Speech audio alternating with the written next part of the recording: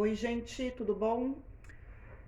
Pessoal, vamos começar então, né, o nosso terceiro bimestre, dando continuidade à Era Vargas, tá bom? Pessoal, vamos relembrar então o que a gente discutiu da outra vez que a gente falou sobre esse tema, né? A gente discutiu como é que se deu, né, a Revolução de 30, né? O governo provisório do Vargas, né? E é aquele movimento, né, conhecido como a Revolução de 32, né, entre os paulistas e o governo federal, né? Eles exigiam, né, a convocação de uma constituinte para ser redigida, né, uma nova constituição, que acabou acontecendo, né, de fato, né, no ano de 1934. Então nós temos, né, a Constituição de 1934, tá? Ela manteve, né, o princípio da federação, né, mas ela incluiu alguns elementos muito modernos, né, que foram muito importantes, né, e são até hoje, né, como por exemplo a legislação trabalhista, tá? Então, dentro dessa legislação trabalhista, né, você tem a criação das férias e descanso semanal remunerados, por exemplo, o salário mínimo, a regulamentação do trabalho feminino e infantil também, a indenização, né, no caso de demissão sem justa causa, né? Então foram avanços muito importantes, né, a legislação trabalhista, né, no contexto da Constituição de 1934, tá? Ele ainda instituiu a obrigatoriedade do serviço militar e do ensino primário, tá? Passou a ser obrigatório. E outra coisa super importante, né? O direito ao voto, né? As mulheres, né? O voto feminino. Então, foram conquistas muito importantes e modernas, né? Que a gente pode citar aqui, né? Essa Constituição, né? Ela previa eleições diretas, tá? Mas em caráter excepcional, o Vargas ele foi eleito indiretamente. Então, ou seja, não foi o povo que escolheu. Ele foi eleito pela Assembleia Constituinte, que agora tinha virado Congresso, tá? E o seu mandato deveria ocorrer, né, até 1938, tudo bem? Então é nesse sentido que a gente está discutindo aí a Segunda República, né, brasileira, tá? Uma coisa séria, né, que o Vargas precisou lidar, né, não só o Vargas, como vários em todo lugar do mundo, né, é essa oposição, né, mundial, né, esse oposição, né, não tem outro termo, vamos dizer assim, entre o fascismo e o comunismo, né? Então você tem uma discussão muito grande, né, relacionada à ideologia fascista, à ideologia comunista, né? E isso vai gerar uma certa instabilidade, né, no governo do Vargas, né, porque isso também aconteceu aqui no Brasil, tá? Você vai ter a Ação Integralista Brasileira, né, surgindo no ano de 1932, que era uma organização fascista, tá? De viés claramente fascista, né? A gente já discutiu o fascismo aqui, então todos aqueles elementos compunham a ideologia da A e B, tá? Ela tinha a liderança de um cara chamado Plínio Salgado, tá?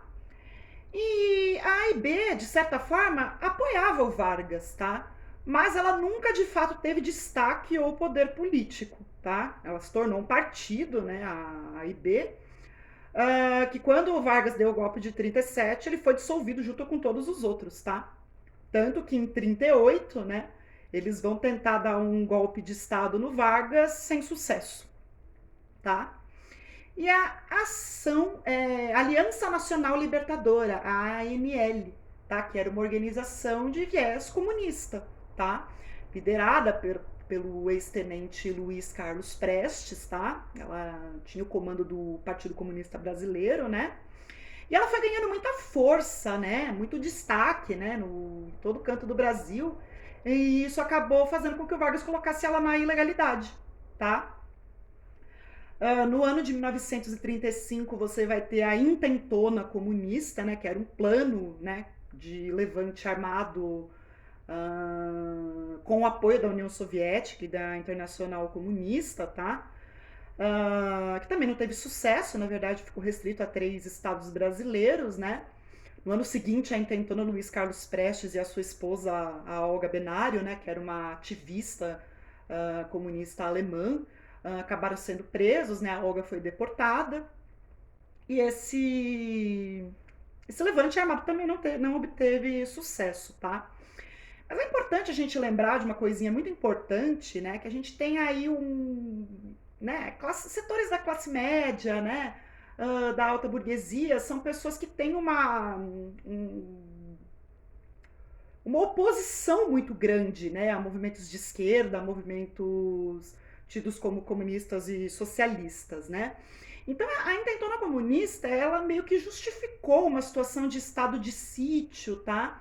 Que, como a gente vai perceber, vai acabar culminando num período muito autoritário do Brasil, tá?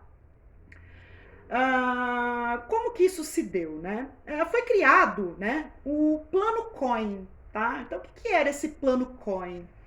Esse plano, né, na verdade, ele foi criado por militares integralistas que até então ainda apoiavam o Vargas, tá? O que eles vão fazer? Eles vão forjar documentos, tá?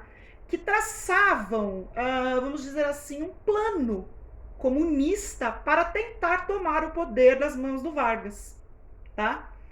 Como foi dito, é um plano forjado, esse plano não existiu, né? Mas foi criado esse plano ele foi divulgado em várias mídias da época, tá? E o Vargas, né, imagina a população, né, essa classe média, essa burguesia em pânico, né? Então isso foi utilizado como pretexto para impedir, né, esse plano, né, ele foi utilizado como um pretexto para se ter, né, para se ter o golpe do Estado Novo.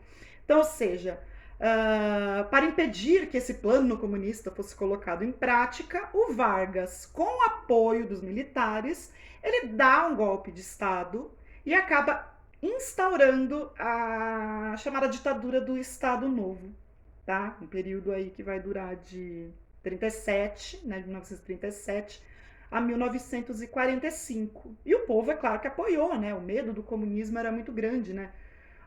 Por essa parcela, né, da elite, tá? Bom, a gente vai conversar, né, nas próximas aulas, né, sobre o período do Estado Novo, tá? Que é um período muito interessante, né? À medida que você tem a questão do autoritarismo, você tem vários benefícios, né, várias medidas populares sendo tomadas, né? Que é como eu disse, né, como eu citei, né, a professora Lili Schwartz, né, mostram esse Vargas, né, com uma personalidade bastante ambígua, tá? A gente vai ver isso daí com mais profundidade a partir da próxima aula, tudo bem? Então é isso, gente. Tchau!